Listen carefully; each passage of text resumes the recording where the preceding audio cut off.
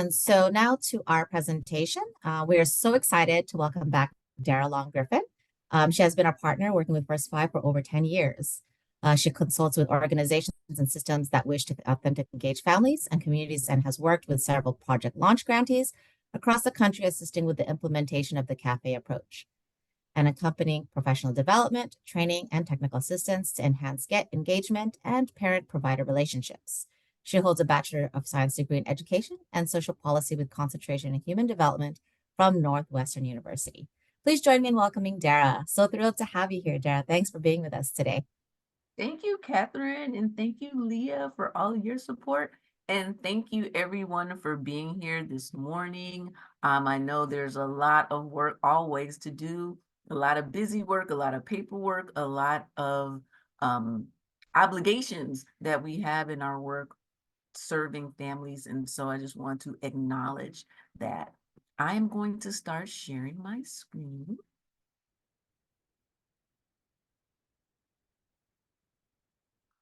And before I get into it, I just want to check in with you all and ask how you all are doing this morning.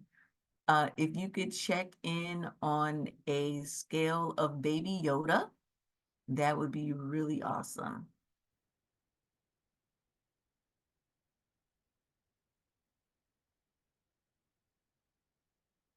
And let's see how we're doing this morning.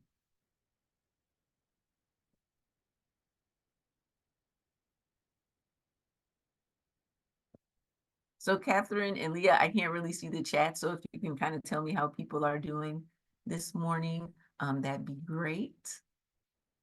Sure, we have a couple of folks that are mixed, 8, 6, 7, a couple of 4s, a 2, a 9.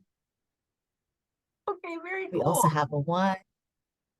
So I'm going to invite you during our whole time together to take care of yourself. Do what you need to do to feel connected and to feel present. So if you need to get a little more caffeinated, please feel free to do that.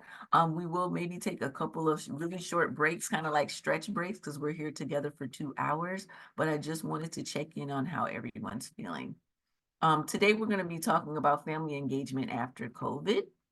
Catherine already mentioned about, being present. I just want to reiterate that please get a beverage, get things to take notes, try to center yourself as much as you can, and please try to remove distractions. There's Zoom is kind of like a double-edged sword. It's very great that we can be on Zoom and be from different places all together, but the temptation to multitask on Zoom is so high. And so I'm just acknowledging that as well. Also, please get something that supports you during this time, whether it is additional caffeine or a snack. Please feel free to do that. So I just want to show our agreements. I'm not going to read them. We're all professionals and we've been on Zoom and in workshops a lot of times, but just want to reiterate that I want to create a safe space for us to be able to share and learn together. Do we all agree to these agreements? If I could see some head nods and some yeses, that'd be great. Also, in the chat, if you could type, what are you bringing to this training that you want acknowledged? So the topic of the training today is family engagement after COVID. So when you think about engaging families now, engaging families after COVID, what are you bringing to this training that you would like to have acknowledged? So I'm going to stop sharing momentarily so I can see you all and hear what you have to say around, or see what you have to say in the chat about wanting to be acknowledged.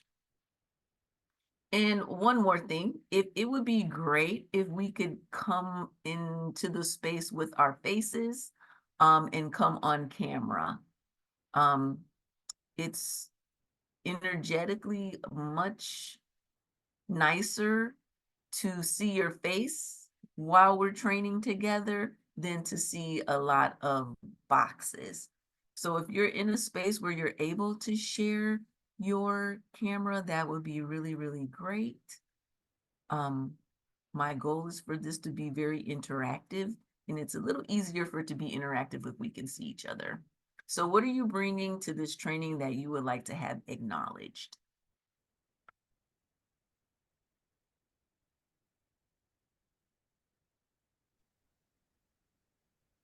First, good Go ahead. morning, everyone.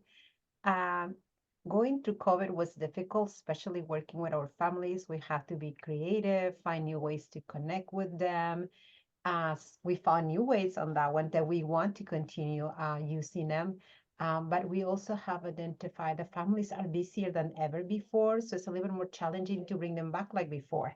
Um, we used to have family meetings, we'd have engagement activities, and regardless of our efforts, it seems like it's a little more challenging to gather them like we used to have in previous meetings. Yeah, thank you. Thank you, Anna, for sharing that. That's definitely true.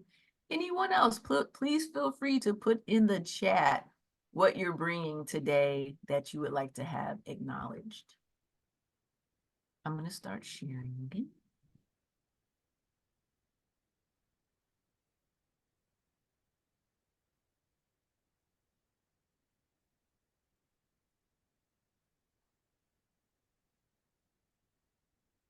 All right, so just together, if you could just take a few deep breaths before we get into the conversation. I would like also, my intention is for our time together to be a series of conversations, not so much a presentation or a training, but more of a conversation about where we are and what we're thinking about while we are on our journey to assisting families or accompanying families on their journey. So just take a few deep breaths, take a moment to center yourself. Everyone was doing something before we got here, and let's try to be present for here.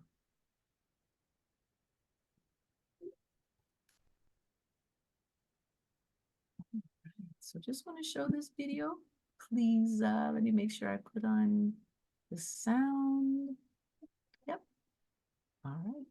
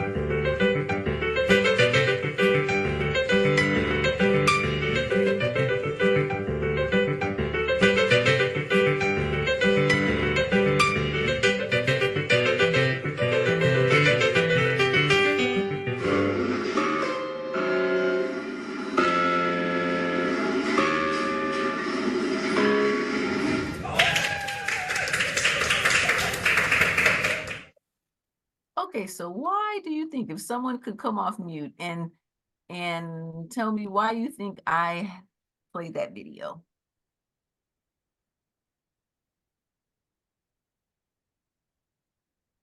Go ahead, just kind of popcorn it. I guess the approach is like, if you make it fun, they will come. Yes, yes. And how many of you could use more fun in your life? Who's saying no to more fun? I'm not. Our family's gonna say no to more fun. So I'm just gonna bring up kind of little small things like this that we can be thinking about when we're planning gatherings for the families or with families. Are we thinking about having some of our gatherings be more fun? So I just want to do some introductions. I want to say a little bit more about who I am. This picture on the right is a picture of when my family became complete back in 2008. And this is my family a couple of years ago when my middle son graduated from high school. So I am the parent of 3 sons. The oldest is 24, the middle son is 20, and the youngest son is 17. So I've been a parent for almost half of my adult life. And I've experienced many of our systems, all of the K through 12 and beyond systems. I've had one child that had IEPs, another child that had medical issues. And so I've had a lot of experiences that our parents kind of share. And I use my parenting experiences really to help illustrate some of the challenges that our parents are facing.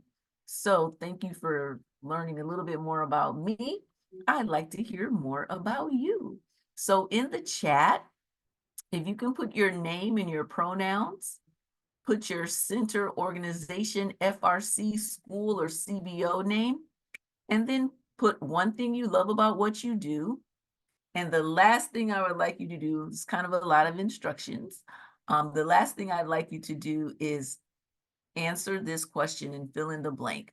When I'm engaged, I feel, and then put your feeling in the blank. So if you could list all of those things before you press enter, that would be awesome. And then I'll have a better idea of who's in our space together today.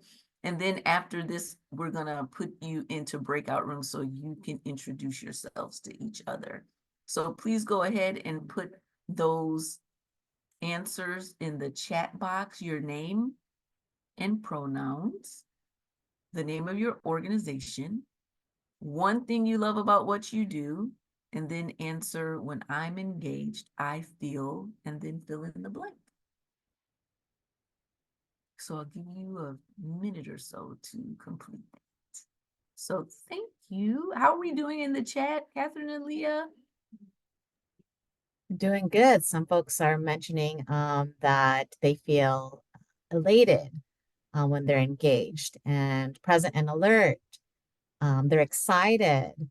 They love the feeling of when they're able to, help a homeless family to provide a safe and stable environment for children.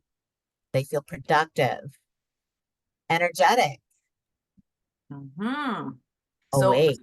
awake. I'm going to come back to these words because if these are the things that you need to feel to be engaged, then some of these words are probably the same things that families need to feel to be engaged. So a lot of what we'll be doing today will be parallel process. So if we're having these feelings, and we don't want to be bored when we come to a workshop or a training or a conversation. Same thing with the families. Families want to feel uplifted, right? We want to feel uplifted. So many of the same feelings that we want are the same feelings that the parents that we are serving want. So here's what we're going to do now. I would like you all, let me go back. So I forgot about the Zoom. So go ahead and go into the breakout room for about 5 minutes. Leah, if you could put 5 people to a breakout room and introduce yourself, your name, your pronouns, your center, and what you love about what you do. And when you're engaged in the breakout room, go ahead and answer those questions as well. So you'll have 5 minutes to connect with 4 other people who are here today and start getting to know all the people who are in the space. So 5 minutes, 5 people per breakout room, depending on our numbers, Leah, and I will see you all in 5 minutes. Great. So good to see everyone's face.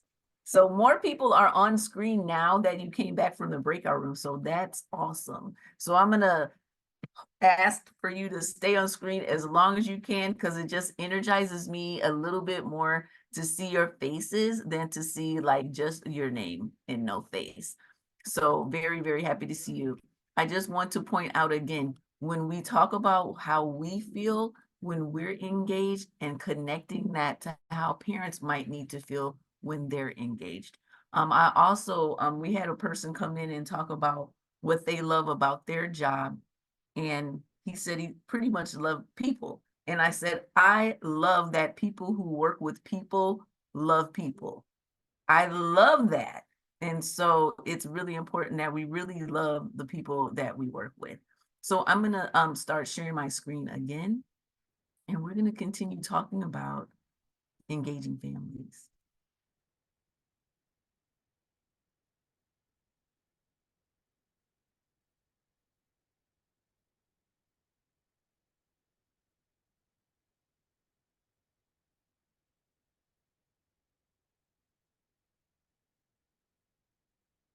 All right. So I'm going to ask you to just put into the chat any goals you have for this training or any intentions. So if you can list those in the chat now, that would be great. So take a moment just to think about your intentions for learning today, or sharing, or reflection, and put those into the chat, your intentions. And I'm going to keep going while you all do that and keep referring back to those goals and intentions for myself.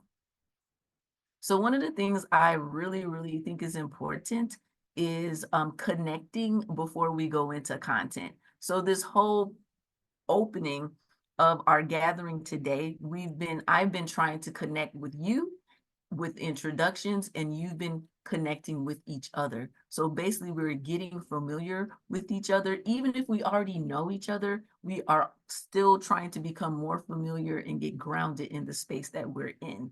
So we're going to do a little bit more connecting. This time I'm going to ask that Leah put 2 people in a breakout room. So it's a little more intimate breakout room, and you'll be in there for about 5 minutes again. And what you'll be talking about is, without being humble, that means I'm giving you permission to brag on yourself, to give yourself all kinds of accolades and pats on the back. Without being humble, discuss what you love about yourself and your profession. So think about that while Leah is organizing the breakout rooms. You're going to be in there for 5 minutes. So approximately 2.5 minutes per person to speak about, without being humble, what you love about yourself and your profession and your role, or anything else that you want to talk about around your job, what you love about it, and without being humble. Is everybody good with that? Without being humble piece. Really, really brag on yourself and give yourself all kinds of compliments. So if we are ready, we can open those breakout rooms, and you're going to talk to one other person, and you'll be in there for 5 minutes, and see you back. All right, thank you for coming back. Would anyone like to share without telling your partner's story? Anyone like to share what you learned about your partner? You can share that in the chat, or you can open your mic and share it. Yeah, I'll share, Dara. So I was with Anna. She's that's something when you start talking about what you do, then you don't have enough time. So actually, the time ran out and she was still talking, but it was probably because of me because I went first. But she does work with as early childhood education and in Contra Costa County. She was just getting ready to tell me the name of the organization that she works with. But yeah, just the love that she has supporting families in the community, and working with families, and now looking at trying to get financial literacy going with some of her programs. So as we all know, that's a much needed service in our communities today. So Anna, can you tell me the name of your organization? Yes, I work for Contra Costa County, and it's a Head Start program. Great, Contra Costa awesome, County. Yes. awesome. Yes, and well, share Otis share also that he had a really strong background in finances as he has worked in the business. But then he actually felt frustrated with the economics and moved out to assist families in need. So he's really having a lot of endeavors and trying to create a community advisory that already taking place and supporting families with the going. That's awesome. Thank you so much, Otis and Anna. So Mhm. the reason why I have this question here is a lot of times the work that we do is not easy. Sometimes it could be frustrating. Sometimes it could be hard. How many times have you said you were going to stop doing this kind of work? How many times have you said, I think I'm going to get into a different profession, but you're still here? And so having conversations with other people who are doing the kind of work that we're doing and reminding ourselves why we get into the work, especially when it gets difficult, is very important. So thank you for talking with each other about why you're making a choice to stay in the work that we're doing. And it's such important work. So thank you so much for engaging in that conversation with each other about what you love about this profession and what you love about yourself. So now we're going to enter into a larger group conversation, and I would like to hear from your perspective in your work with families, your direct work with families that you're doing, these 3 questions. What's happening in your organizations and your communities? What are parents and caregivers and families dealing with? And what conditions are parents and families in right now? So what's going on? What's happening with the parents that you're working with right now? What's happening in your communities? How are they feeling? What are their conditions? And go ahead and feel free to unmute or put that into the chat.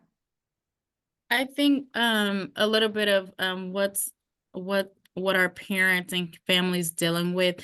We're noticing a lot of families, dealing with some financial issues, like across the board, and they're pulling, their children from the private sector and putting them in, non-private sectors and kind of more like free base or, a lot less expensive. And then they're realizing like how stressed out our free base programs are, and they're not giving them, the quality that they had at the private sector. So just, realizing like the financial segment of what's going on in our world today. And it's hurting everyone.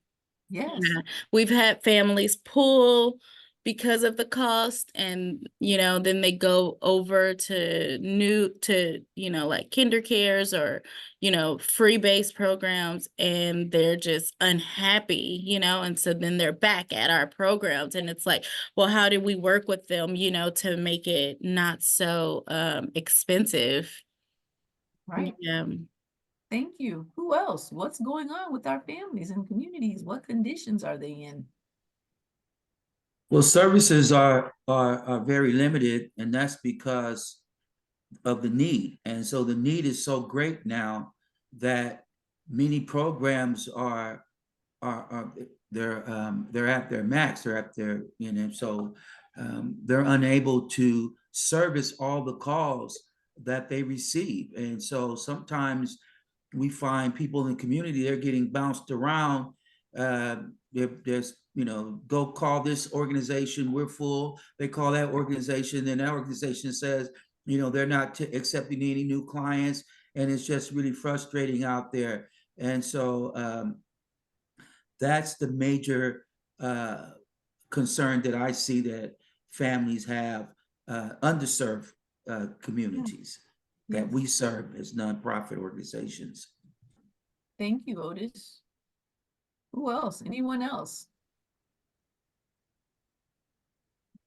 All right. Anything in the chat that we should be lifting up? I would say too that on the mental health side, it's difficult to get families to engage.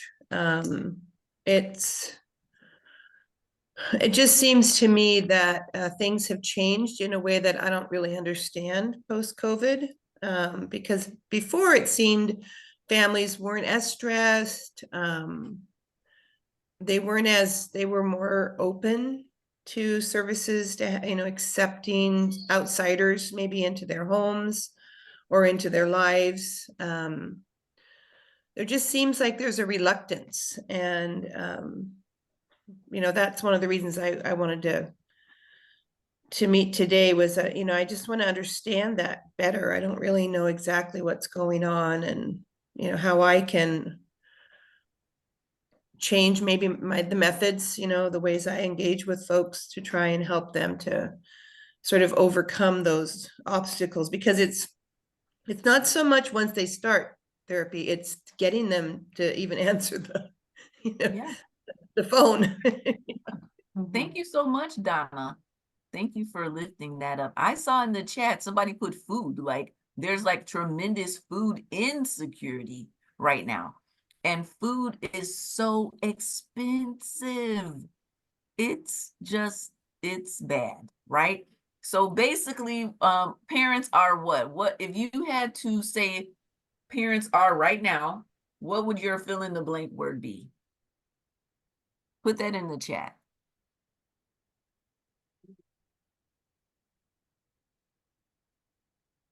Parents are adjusting, panicking. What else are they? They're anxious, they're tired, they're fatigued, they're nervous, they're stressed. Parents and caregivers, I don't know about y'all, I'm stressed too. Look at this person on the left. That person is, look at all the stuff that we're dealing with. We don't even, parenting is not even on this list here. This is just like all the stuff we have to deal with. And then on top of all the stuff that we have to deal with, parenting. And so on the right, we've been under additional psychological stress since COVID occurred. All of that additional psychological stress has not just like magically gone away. It's lingering. So when you're already stressed and you have all this going on, how many of you want to do like another thing? So a lot of times what we're asking parents to do is another thing. And they're like, I can't do another thing. Even if it's a good thing, I just don't have the space for it. Like I'm barely hanging on. So to ask me to do another thing is just like monumental. So that's kind of where we're starting. So we're not starting from where we used to start before COVID. We're starting like if you had like a line and the line is 0, we're like at negative some number. And so we have to get all the way back up to baseline. And it's going to take additional work, and it's going to also take additional time.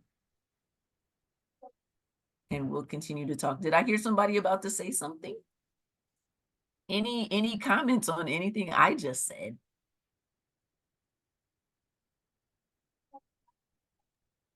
One comment that I kind of wanted to lift up in the chat, Yeah. that some of our families are experiencing shortages of life's necessities. They're in need of food, childcare for siblings, work, and a break. It's tough for sure, and we're looking to partner with other orgs that have goals that support those. Yes. Thank you. So now let's get back to how you're thinking. How do you define successful family engagement? So if you're being successful, what does that mean? What does it mean that you're being successful in engaging families? For you, not for your org. For you, what does that mean? If I could have somebody come off mute or put that in the chat. How do you define successful engagement, you individually? Parents feel heard.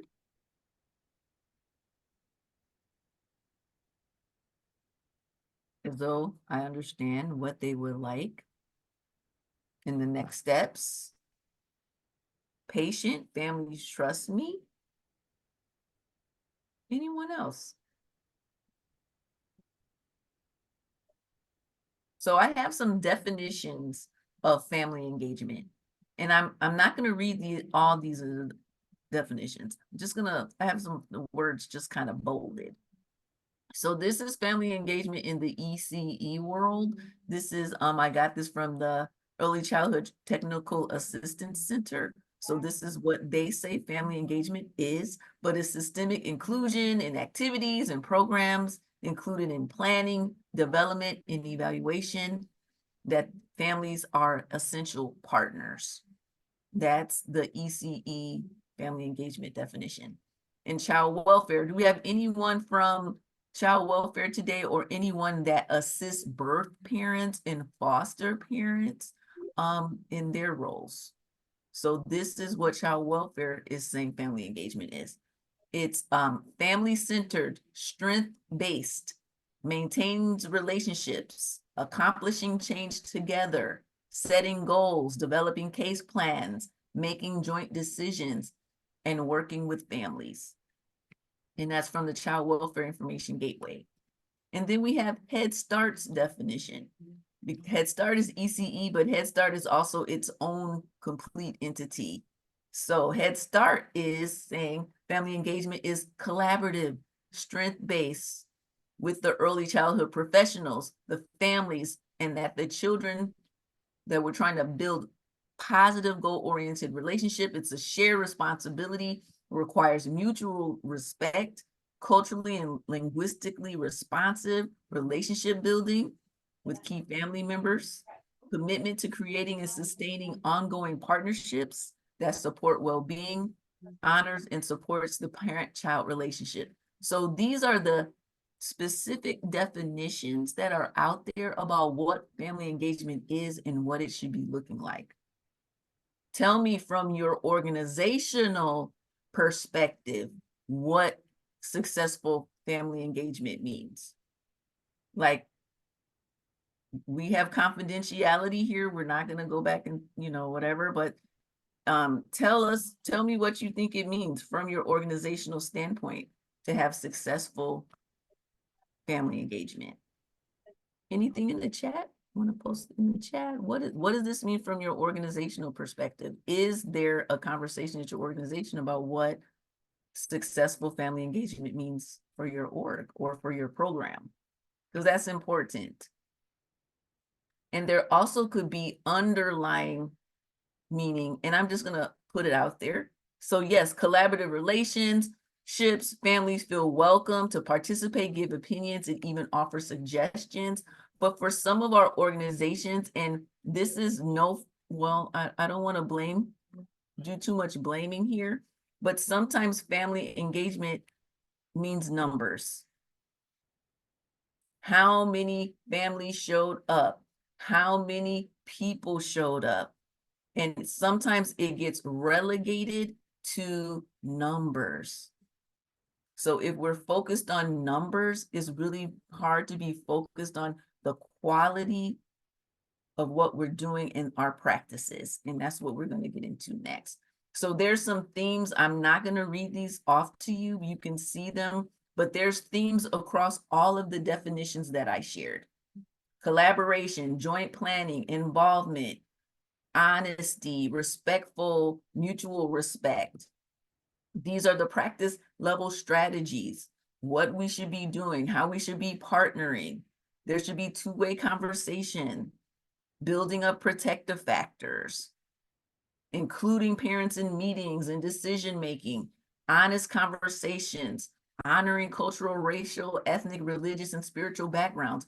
These are all the practice level strategies. But if you look at these definitions, the themes, if you look at these strategies, what does all this take? What do we need to be able to do all of these things?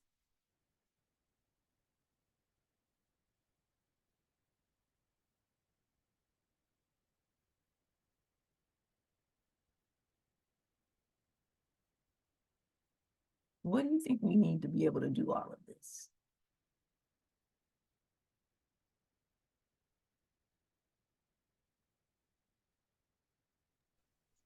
We need interaction with everyone that's involved. And so You got to get, you got to look at outcomes. You got to get feedback. That's why surveys are so important. And then also something that I'm really an advocate for right now is whole person care. And so this is the reason why collaborative efforts are so important, that just one organization is not focusing on the needs of the community. One organization can't do it alone. We need collaborative efforts where we all work together. And when we talk about whole person care, I heard Donna mention, I'm in the mental health arena as well. And the same thing with healthcare. If a person can't feed their family, they're not worried about their health. And so Right. this is when I talk about whole person care, is that you have to have all the resources intertwining and working together so that you present a package to the family, a package to the community, not just one program. Right, right. And I want to lift up what's in the chat too. Thank you, Donna and Otis, and Vasa. And in the chat, Vasa says that we need love and respect, but we also need time. It takes time to build relationships. You can't build trusting relationships. It certainly doesn't happen quickly after COVID. We have to like really prove ourselves more than we've ever had to before. If you look at our whole political context right now, we have to do a lot of work to gain trust. So why do you want to engage families? Why do you want to engage families? I'm not going to ask you to answer that. I'm just going to ask you to keep thinking about why. Your why. Why do you want to do it? And how do families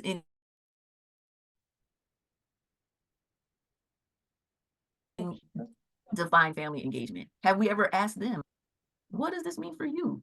Like, this is what we would like to do. What does this mean for you?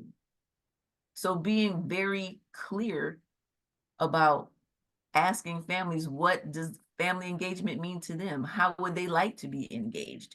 And using the information to build our programming and our events.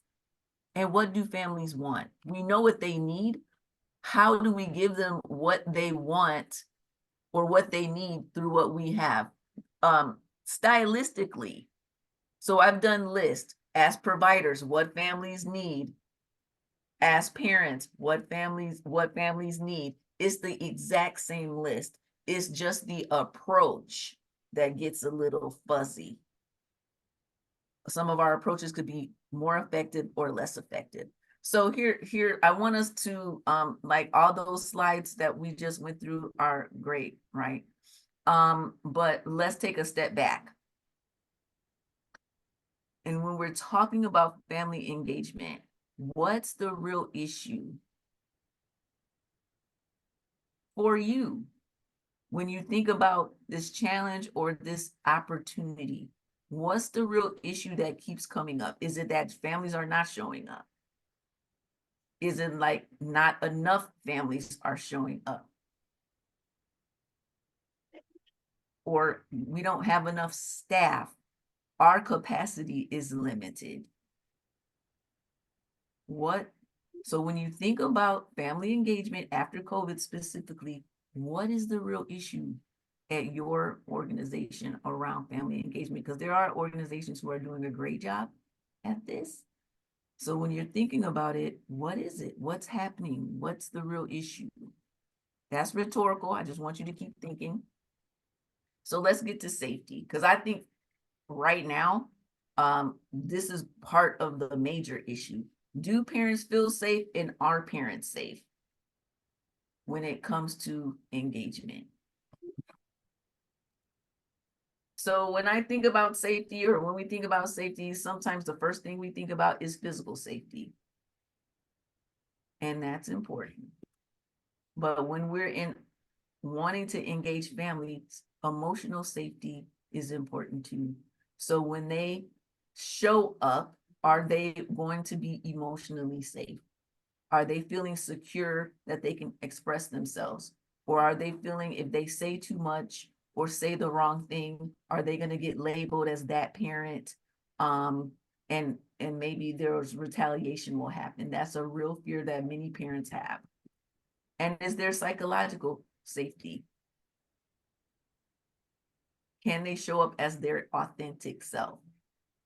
So part of this question over and over again is, are we creating spaces where families can feel safe in all of these different ways? And then there's cultural safety. Are parents feeling like they can show up in their full identity around who they are?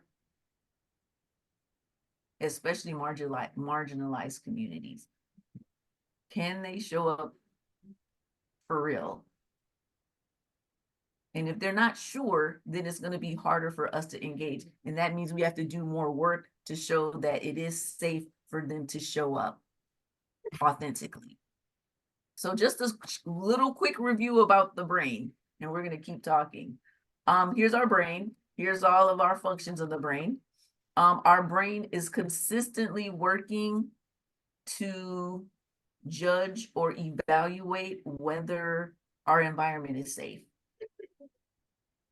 And so even this is not even on a conscious level. This is on a conscious level and a subconscious level. If I go here, am I safe? This is happening all the time. And think about our past 4 years where we were being told, it's not safe to be around people. It's not safe to breathe the same air as other people. This was like pounded into us for years. So we have got kind of a little bit habituated to hyper vigilance around our safety. So these are the parts of our brains. We went over that. We have our executive state, which the question is always, what can I learn? The emotional state is, am I loved? Am I connected? And the survival state is, am I safe? So if we can't feel safe, it's hard for us to learn. It's hard for us to be connected, and it's hard for us to engage. So safety is paramount. So just a little bit more parasympathetic nervous system. This is what makes us feel calm and happy. Our sympathetic nervous system, this is what keeping us alert, our fight, flight, freeze, and fawn. So when we're not feeling safe, we're either fighting, flighting, freezing, or fawning. And our social nervous system, this is when we do get together and we do feel really safe. We say things like, oh my God, I wish we did this more often. Oh, I wish we had more cafes. I wish we had more parties. I wish we had more activities where we could be with other people in person. But this all takes time to build, especially coming from COVID, where we were told consistently that we were not safe. So go into your breakout rooms now. If I could have 5 people per breakout room for about 7 minutes and talking about, and I'm sure you've done trainings around the brain before, but sometimes we need a refresher. How does understanding how the brain and nervous system works contribute to creating a safe and supportive space to engage parents? So thinking about how we haven't been safe, we were told we were not safe. To be safe, you had to not be around people. Now we're back trying to get people to come back around people. We know how the brain works. We remember how it works. Go into these breakout rooms and discuss how remembering this information, how you can create safe spaces for parents. So 7 minutes, 5 people per breakout room. See you in 7 minutes. All right, thank you for coming back. So can I hear a little bit about your conversation in the chat or in the breakout room if you're open to unmuting and letting me know a little bit about what you talked about in the breakout room?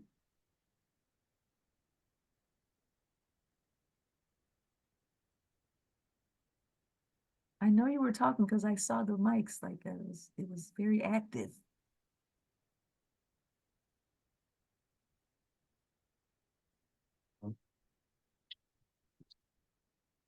I can share.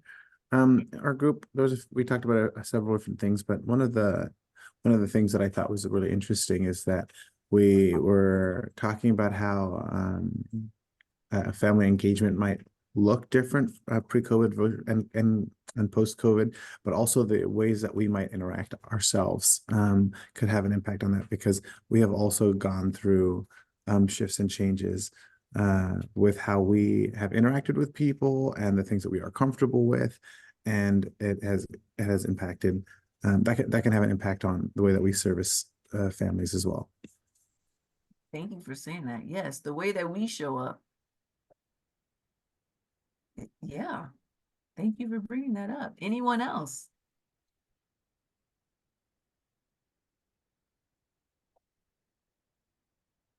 All right, if you have anything, oh, go ahead, Anna. I was going to say, in our group, we discussed also that I guess our families are all going through the survival state. So, when you're in the survival state, I mean, you just can reach so much, and whatever we want to bring to them is just not going to go through because they are just in overload mode. So trying to find ways on how to talk and bring them back and start slowly till we can start gaining the trust and do one service at a time rather than giving them too many at the same time. And I'm gonna just say, like, thank you for sharing. I think they do listen. It's just gonna take more time. Where it, like, prior to COVID, it might have taken 4 interactions to kind of get the outcome that we're looking for. Now it might take 7, right? So I think it's just taking a little bit more time, and all of our patience is being tested around how we're building trust and how we're building relationships. So speaking of trust, I want to ask a question. In our systems and with our families, do you all think we have kind of like a little bit of a trust gap?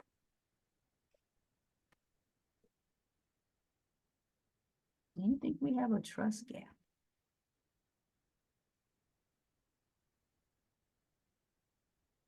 I do. And if you look at our political economy too, and just look at our world right now, there's like very little trust in our institutions, in each other. We have a growing trust gap, and that extends into our family serving systems. And so we have to do a lot of work. We may not see ourselves as the system, but we're system adjacent. And so we have to do a lot of work to overcome the trust issues that families have with the systems that we represent. So I want to know if anyone is familiar with this trust triangle. Have you seen this before? I learned about this in another webinar, and there's a lot of kind of research around trust in the social work field, but also there's a lot of research around trust in the business field. And so this actual illustration is from the Harvard Business Review. And this trust triangle is about how we interact with people and how we build trust. And if one of the legs or one of the angles in this trust triangle is missing, then we don't have trust. So the 3 angles or the 3 legs to this stool would be authenticity. I'm experiencing the real you. So when I show up and talk to you, this is the real you. This is not like a you that you're putting on. Empathy. I believe you care about me and my success. Like you actually care about me. You actually care about my personal outcomes. You care about my children. You care about what we're going through, what we need, and what we would like to have in our desires. And then the last one is logic.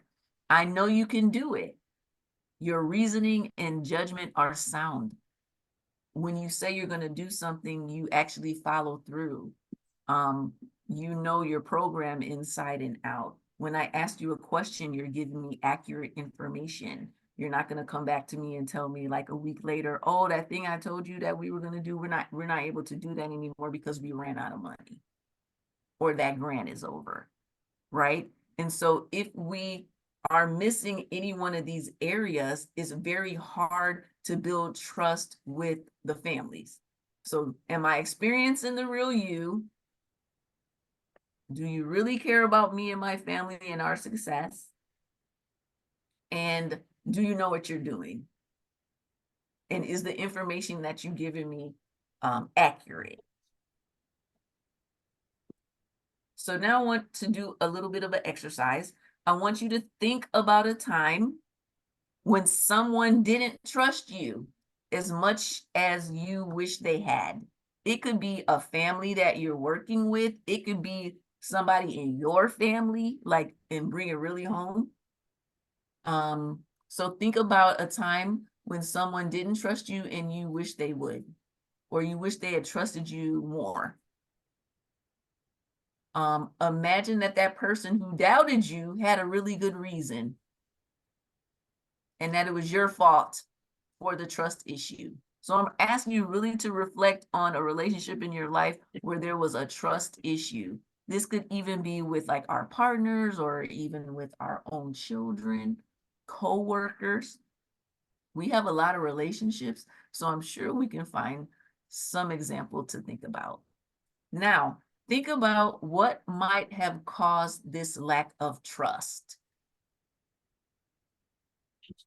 So what caused this lack of trust? Was it an authenticity problem? Was it an empathy issue? Or was it a logic issue? So now what I'm going to ask you to do is go into a breakout room. I'm going to have these rooms be a little bit smaller. So this breakout room, let's have 3 people for 7 minutes and talk about your experience with this person that didn't trust you. It was your fault. And which one of these areas was the issue? Does everyone understand what we're doing right now? So please be a little vulnerable. You don't have to tell the whole story, but enough of it so we can really get into understanding these 3 areas and how it works to build or not build trust. So Leah, 3 people, 7 minutes. Welcome back, folks. Awesome. Would anyone like to share? You know, I like to say I'm curious, but I'm actually just very nosy. What did you guys share in the breakout rooms? How were your conversations about these trust triangles?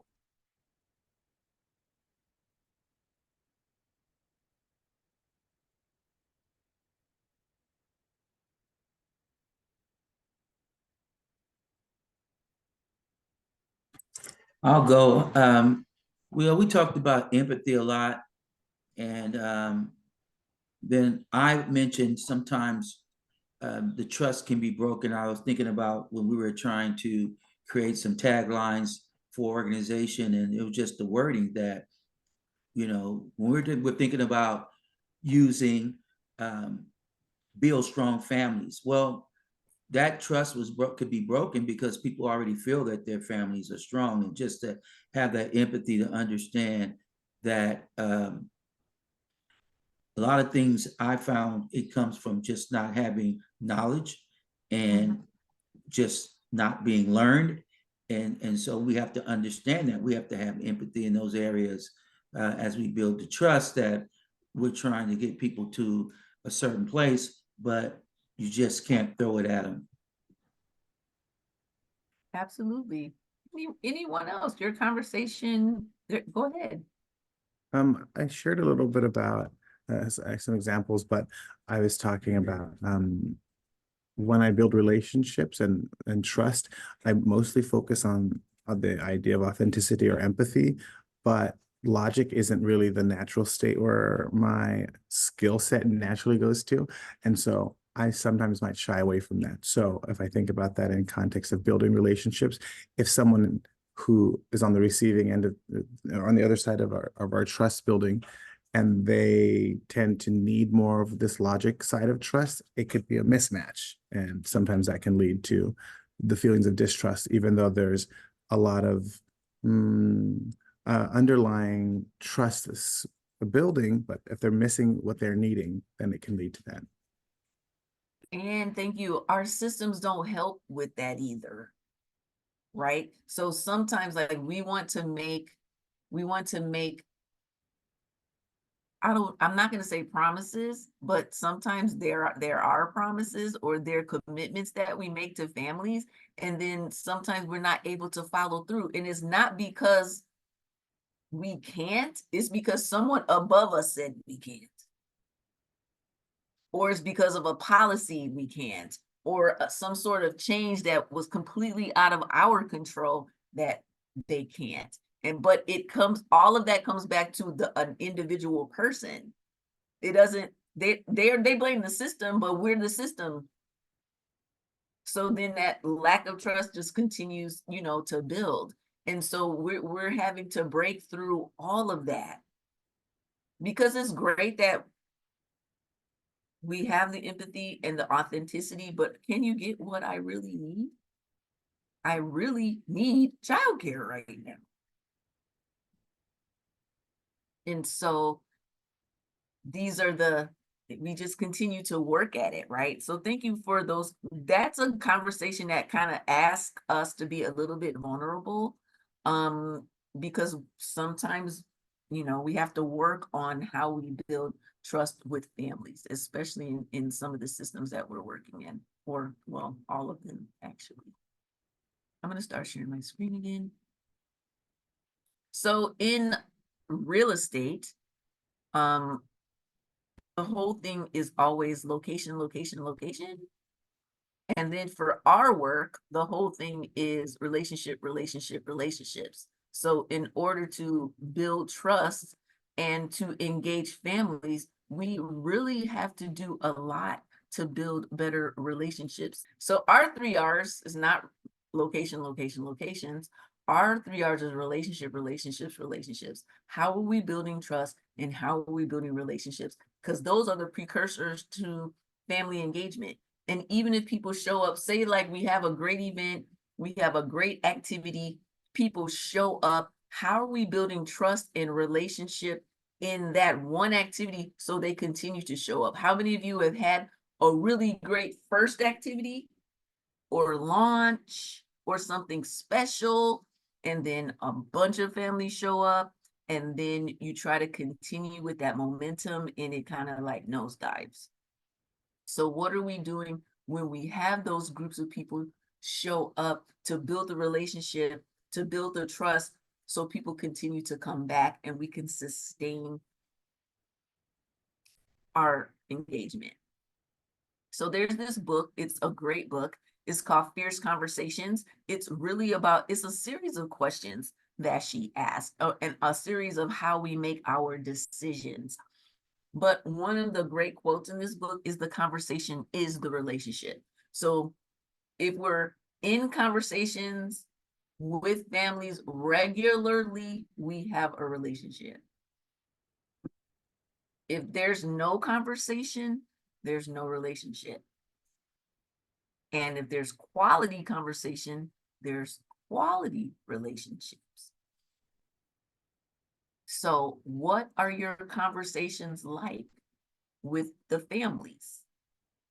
What are your conversations about with the families? Who determines and who decides? So this is kind of a question that I would like you to continue to think about. Like, what are you having ongoing conversations with the families that you would like to engage? So the families that you would like to invite into therapy, or into counseling, what are the conversations like that you're having with them? Are these conversations continuous? Do we continue to check in with families, even if they seem like they're not with the program yet? Are we continuing to check in with them? What are those conversations about?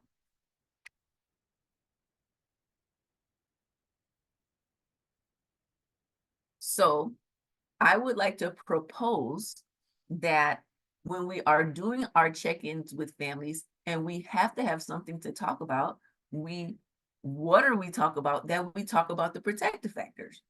So the goals of the Strengthening Families Protective Factors framework are strong families or strengthened families, optimal child development, and the reduced likelihood of child abuse and neglect. So this framework, a lot of times people just focus on the actual 5 protective factors, but it's a complete logic model and a complete framework that focuses on these 4 things. Building protective and promotive factors, not just focusing on risk. It's an approach and not a model. You can do it in any kind of program. It's not a curriculum. So it's flexible enough for you to do it in the CBO, for you to embed the protective factors framework into a early care and education model, for you to include it in child welfare. It's also based on a changed relationship with parents and then aligning practice with developmental science. So just a little bit more about this changed relationship with parents. So it's about supporting parents' ability to parent, involving parents as partners, true partners, effective engagement, effectively directly in mutually supportive relationships, and partnering with parents to design systems and policies that work for children and families. Very often, many of our systems, you can tell, have not been, or our policies and procedures have not been designed by people who had to actually be consumers of these systems that our families find themselves in. And it's very confusing and frustrating. And if more families were involved with creating these systems to be more friendly to families and fathers, they'd probably be more effective. So I have a slight video, so it's kind of short, but I'm going to show it, and it speaks to the Strengthening Families approach.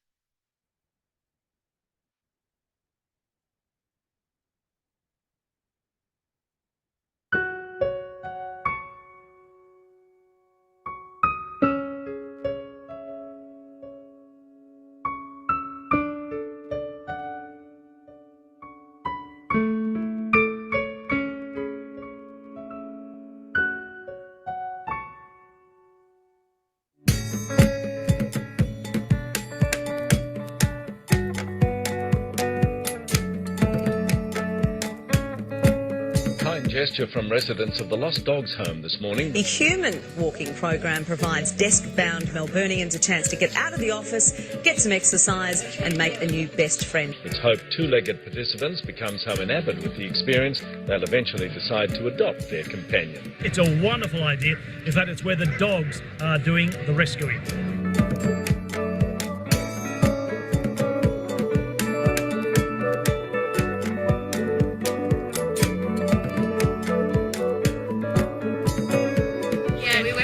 Just on Little Collins Street. Well, lawyers. Here's a fun way to pass the time during your lunch break by walking a dog. This is a great idea. The Lost Dogs Home is having a human walking program event. Encouraging office workers to get out from behind their desks, put those deadlines to one side, and get to know a dog that's up for adoption at the Lost Dogs Home.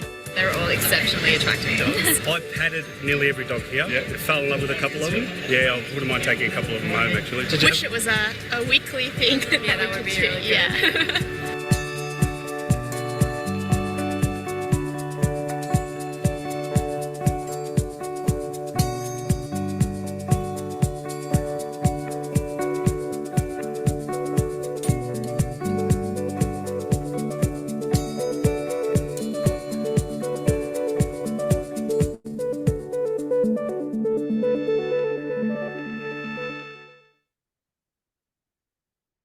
Okay, so if someone, or you could either unmute or put in the chat, what do you think this video has to do with the Strengthening Families approach?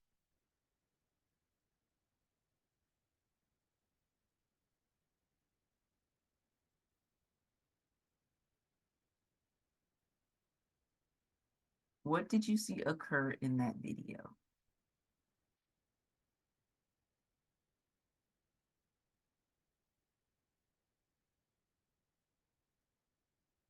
Well, people's mindsets were changed, right? Yes, absolutely. What do we usually see in pet adoption videos? Donna, what do we usually see in new pet adoption videos? Well, like that, those first slides, like a lot of, you know, like downers. I mean, I've even like muted, it sounds terrible. Yeah. It's such a downer when you see those, you feel so bad. And yeah, this was completely different. This like made me smile, made me happy. Yes, it totally flipped the script on how we usually see this issue, right? So it was like the dogs are rescuing the people Yeah. in this instance. And so the strengthening families approach is about how are we looking at families? Are we looking at families through a strength-based lens, or are we looking at families through a lens of their deficits? And are we engaging families through a strength-based lens, or are we engaging families through their deficits? So if we're engaging them through our deficits, it makes sense that they don't want to come to the things that we're asking them to come to, because we're engaging them through their deficits and not through their strengths. So part of the strengthening families, or the strengthening families protective factors framework, is based on strength-based theory around looking at families from a different lens, starting with what's strong and not with what's wrong. So if we are starting our conversations with families about what's wrong, even if they started with what's wrong, we don't have to jump on the what's wrong train. They're gonna tell us probably, definitely, what they want and what they need. And we can listen and we can respond. But we can also say, wow, you are fill in the blank. Wow, thank you. You are handling a lot of really interesting situations right now with a lot of grace. And so we can acknowledge we can acknowledge their strengths while we work on whatever it is that they would like to have be worked on.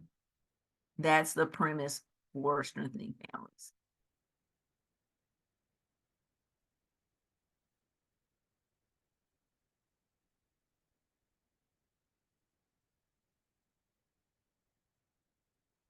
So I just want to point out, just very quickly, the 5 protective factors. The first is parental resilience. That is being strong and flexible, recovering from difficult life experiences. That the next one is social connections. That's the ability to develop connections with other people, positive relationships. And these positive relationships help lessen isolation and help to build a supportive network.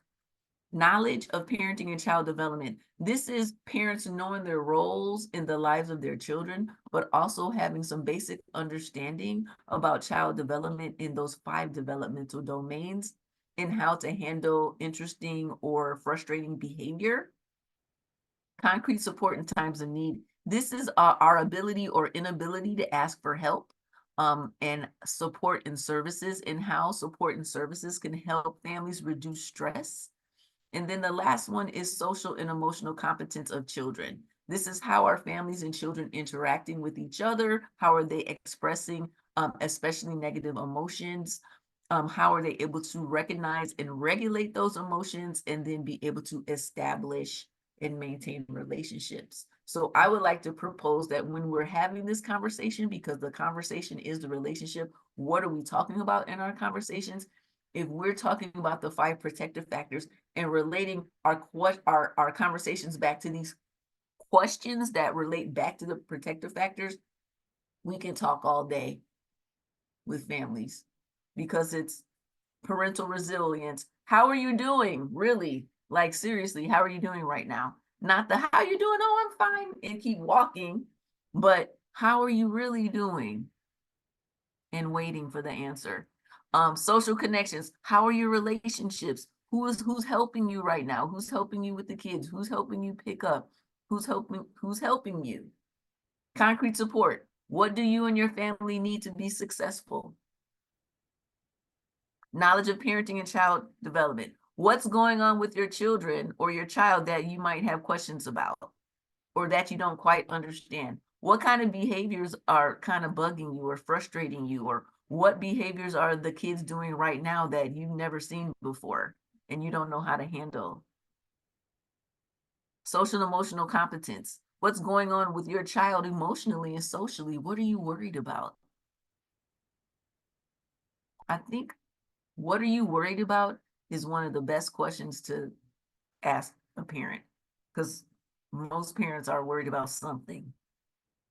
And so it's a way to engage in conversation about these 5 protective factors that are shown to help children be safe and families be strong.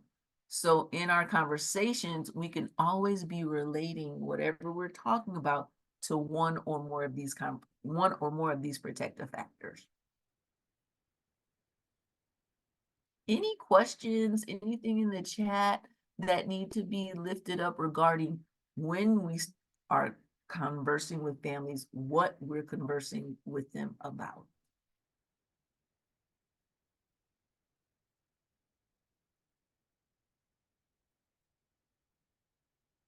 I had a question real quick. So, you know,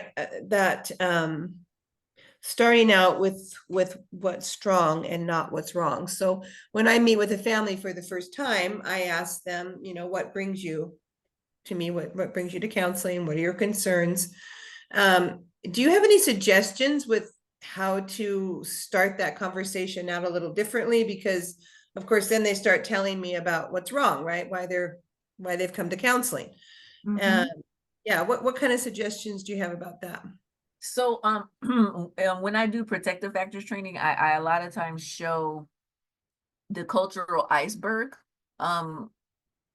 graphic that shows like our shallow or culture that we can see above the water line, and then everything that we can't see that's below. So one question that you could ask to get to know about the family's culture a little bit, the macro and micro culture, and this helps explain a lot of the decision making, depending on the questions that you ask around culture, is one of them is like, what is your favorite holiday that you celebrate? Getting the family to talk about happy times during a counseling session. What are the favorite holidays that you celebrate? What are the foods that you eat? How are they prepared? Who's allowed to prepare them?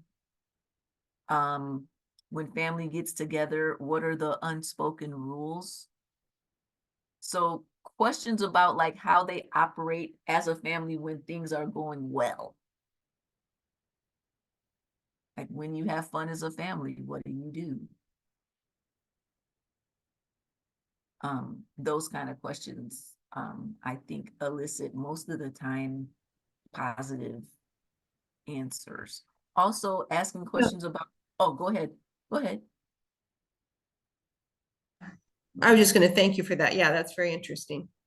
Yeah, also asking questions about when they overcame a challenging time, how did they overcome it? What did they learn about themselves? What kind of wisdom they took?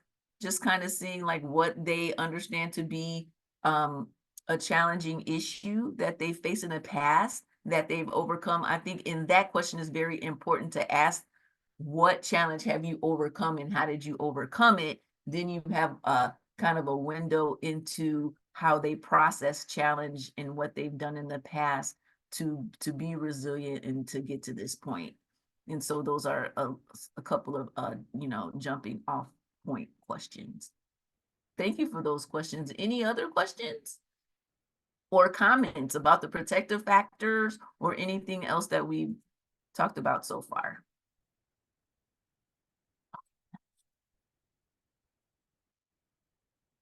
So we talked about connection before content. We talked about building trust, what trust looks like. We talked about relationship. We talked about the conversation is the relationship. What are we talking about while we're in conversation with families? The protective factors. We've allotted or assigned certain questions to certain protective factors.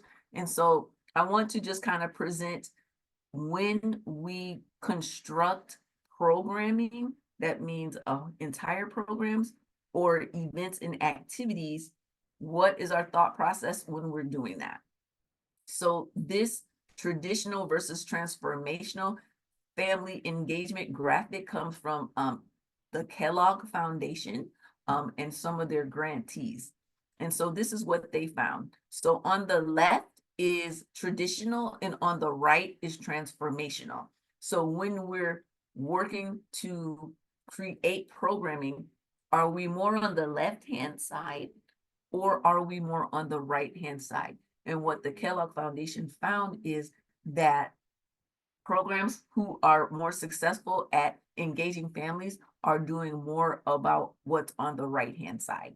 So on the left-hand side is it's up to the individual family and it's deficit-based. Transformational, it's shared responsibility and strength-based. On the left-hand side, it's random acts of involvement. That means we just have random activities that are not connected or strung together, and we do not have a comprehensive family and community engagement strategy. We're just, you know, kind of doing an event here, an event there, and they're not connected. And everything is around fixing what's wrong with the family or fixing the issue.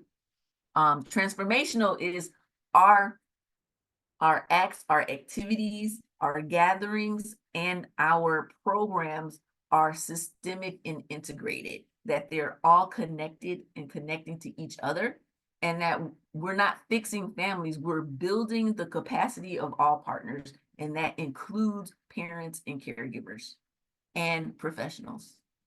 So the next one is individual focus and compliance.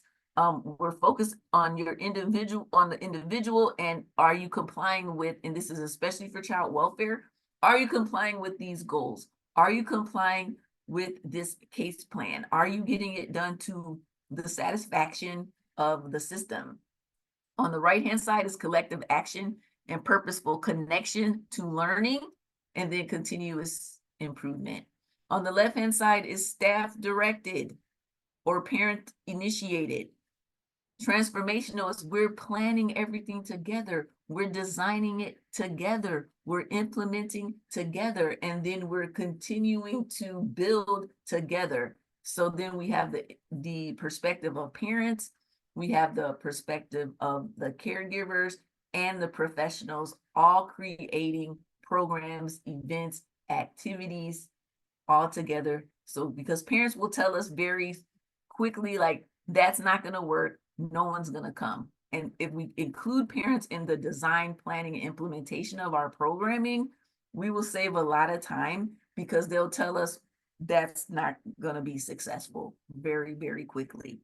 And then the last one is there's like silver bullet. Like if we do this, all the parents are going to come. Yeah, they might come to that one event, but then what about the rest of the year? And what about sustained engagement over time?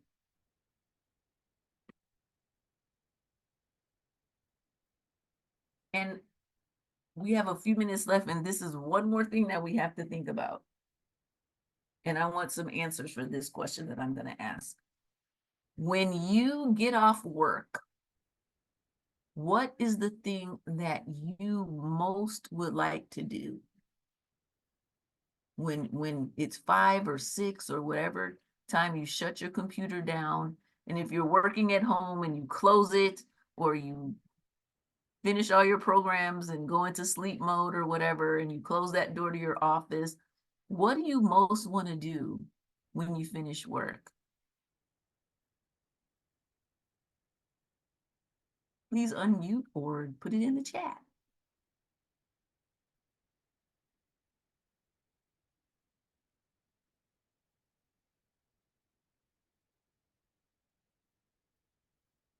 What is your biggest desire once your workday is over? Relax, do something fun, change into my comfy clothes. What else? Hear about my son's day. All right. So nobody here said go to an event at a family resource center. Nobody here said go to a PTA meeting. Nobody here said, was that anybody's answer? I mean, we got about 3 or 4 chats. Nobody here said go to a financial literacy session.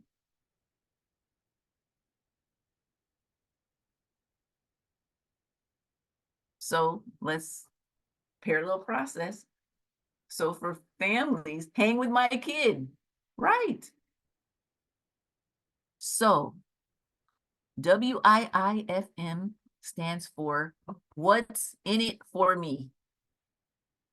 So when we invite parents to do the one more thing besides go change into their comfy clothes, besides go hang out with their kids and do something fun, besides go to the movies or go home and just get on the couch and relax, we have to be very articulate and illustrative around what is in it for the parent to forego the comfy clothes, the couch, dinner, something fun to come to our thing and be engaged with us.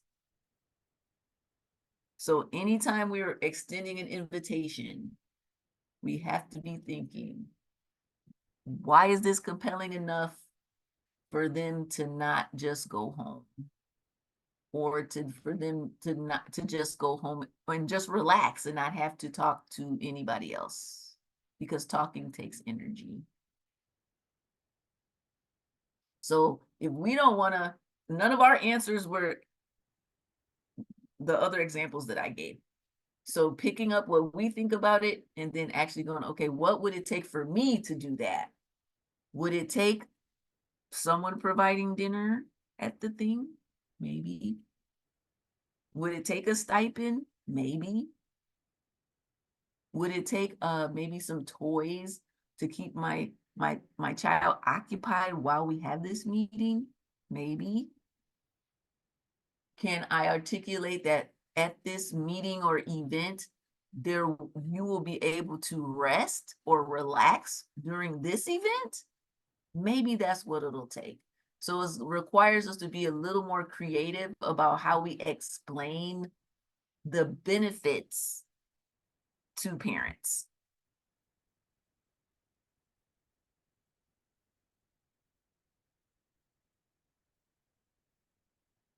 So tuning into this station that everybody is on consistently is a major key to sustainable family engagement. So in closing, I have 10 questions that I feel like we always have to be thinking about when we want to engage, and that's our desire. What are your views about families? Do you view them from the deficit lens or from their strengths? What is your personal why? Why are you in the work? Why do you want to engage families? Are you creating safe spaces for families, physically, emotionally, psychologically? How are you closing the trust gap? How are you building the relationship? Are you having the conversations? What are your conversations about? Are you building the protective factors? Is there connection before content, or when you have gatherings, do you just go straight into the facts? Do you allow time for people to get to know each other and to just revel in being in person? And are you tuned into what's in it for me? And are you able to answer that question? So over here on the right-hand side, I have get to know families, meaningfully involve families, and build positive relationships. And in the center is family engagement. So in order to have effective, sustainable, transformational family engagement, we have to be doing a lot of things. We have to be consistently answering these 10 questions. And we always have to be thinking about our why. We don't have a lot of time for what's in your way. But what I do want you to think about is in the chat for our checkout chat, write down the first thing you need to do to build better relationships with families. So that will be our closing chat today. And then I have one more question that I'd like to hear answers for before we finish. And I think we have like 1 minute. So what's the first thing you need to do to build better relationships with families? It'd be great if I could hear some answers to that. And then the last question I have for you, make more time for individual time. Yay, thank you, Olivia. Good to see you, Olivia.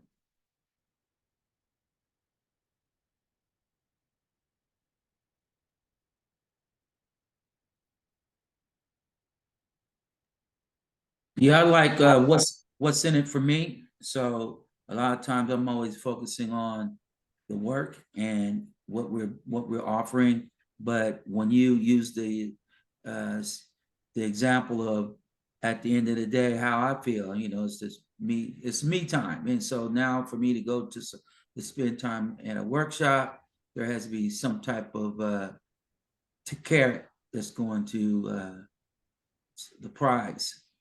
Right. It has to be compelling enough for you to override your Right. desire to do whatever it is that you would like to do other than that. Right. Yeah. Right. Yeah. Say meaningful hellos. Give more time to build the connection. The time is major, right? Listen more and use prompts that engage clients how they want. Thank you. Anyone else? We could keep, this could have been a 4-hour Zoom, but it's not. So I like asking families about their favorite holiday, and we'll use that for when meeting new parents. And ask about food. Who doesn't like to talk about food?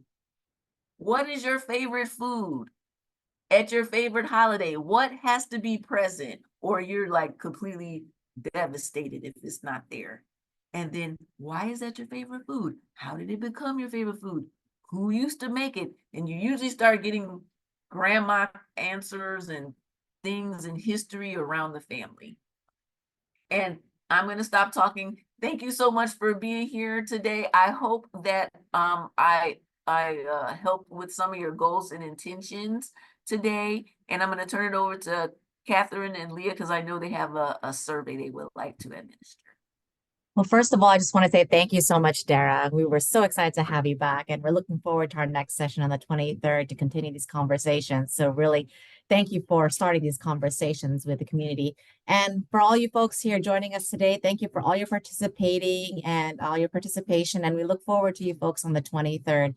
The registration is open, so you're welcome to register. If you've registered for this session, you'll also be registered for the second session. We'll also be sending you links and the videos to the recordings. So evaluations will also be sent out soon. So we look forward to hearing some feedback. So thank you, folks. You guys have a nice day.